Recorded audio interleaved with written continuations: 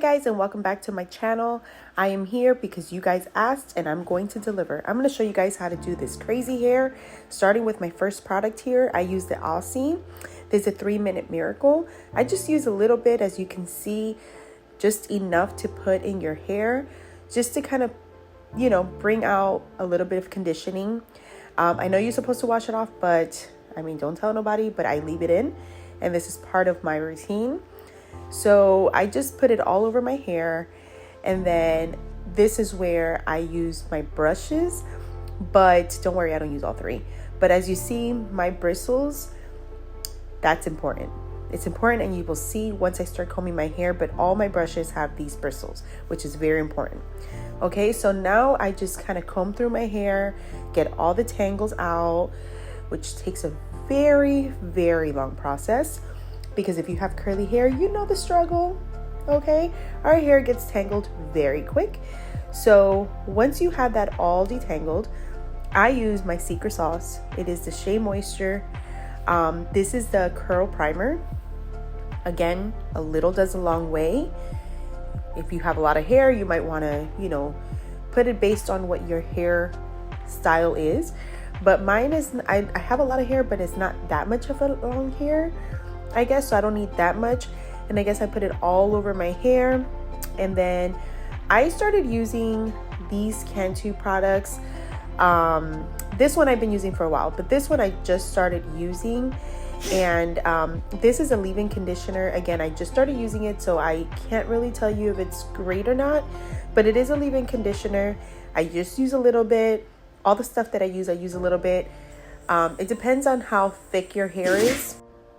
But my hair is not that thick and it's not that long, so it's okay. So again, I start parting my hair. I'm done with the leave-in conditioner, so that goes aside. Now I'm going to use the Curl Enhancer Cream. I do buy the big bucket because I do use this a lot. And I've been using this for about 3 years now, and it makes my curls look so amazing. So these are the products that I use, so don't judge me. But once I start putting it in, I start combing each of the separations that I did. And I start making sure that the curl that I'm getting is the curl that I want. Because once my hair is completely done, I'm not going to re-sit here and re-curl my whole hair. So, yeah, I just do this process over and over until my hair is complete. Now, this is a time that I'm going to tell you guys, if you have not subscribed to my channel, go ahead and press like, share, and subscribe, because I'm going to start bringing you guys more videos this year. That is my goal for 2024. So come with me. It's going to be a little bit more of, some tips and tricks on business and marketing ideas. It's definitely going to be a little bit more business related, but don't worry. I'm still going to bring you guys some tutorials, some product reviews, because I know that that's what my channel started on, and I still kind of want to keep it alive. So I'm going to bring you guys the real being everything that I do, but it's more like business stuff. So make sure, again, you subscribe, like, and share my channel, because it's going to get pretty good up in here. Anyway, so as you see, this process is a long process, but it's such an important process because this is what's going to make your hair like curl. As you see, now I'm combing upwards, and I'm also turning my brush. The reason I'm turning my brush is so I can get more of a curl pattern. I do twirl my fingers in there as well, just because the front of my hair doesn't curl the way I like it to curl, and I like it more in clumps.